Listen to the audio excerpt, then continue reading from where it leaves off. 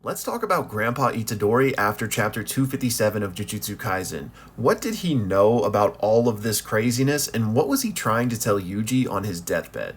Manga spoilers, obviously.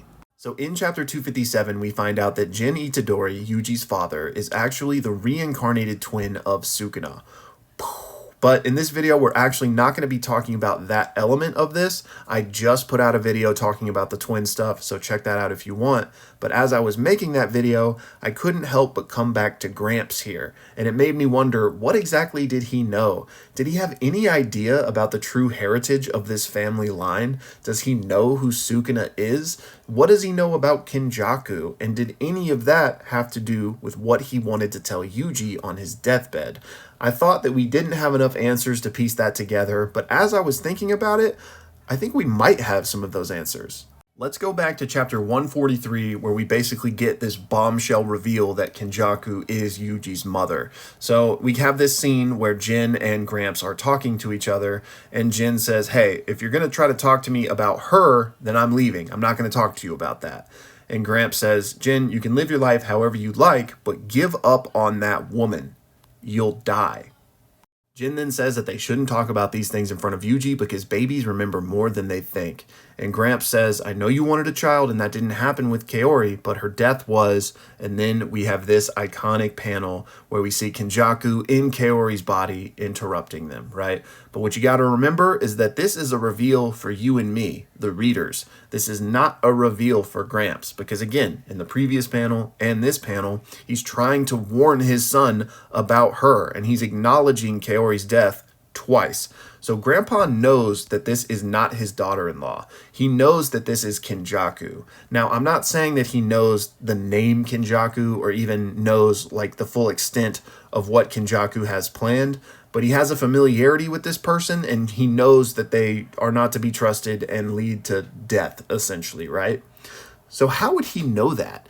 And I think it's because Kenjaku not only got down and dirty with Jin, but probably with Gramps as well. Because think about it, Kenjaku has been alive for 1,000+ years, meticulously plotting and planning, trying to set up for this merger and whatever else Kenjaku's true intentions are, right? So do you think they were just sitting back, twiddling their thumbs, waiting and hoping for Sukuna's twin to be reincarnated? No, I'm sure Kenjaku was actively trying to make that happen.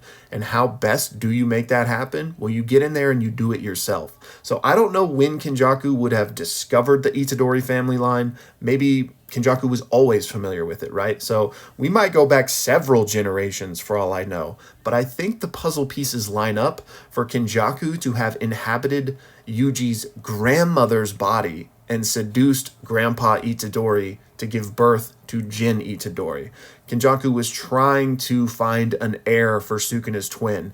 And again, this could have happened for several generations for all we know.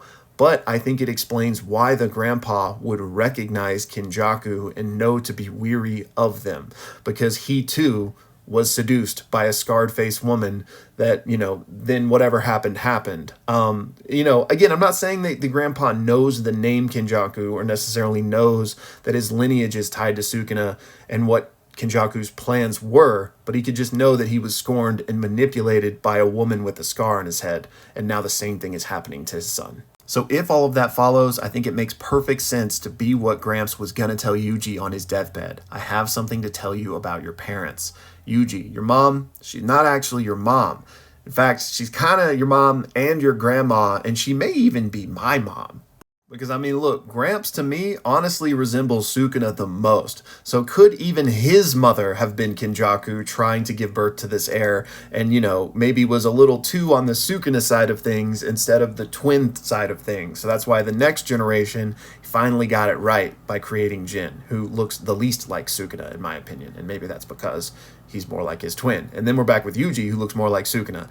Anyways, I'm kind of going off the deep end here, but I feel like this makes sense. Let me know y'all's thoughts in the comments. How freaking down and dirty has Kenjaku really gotten over the years?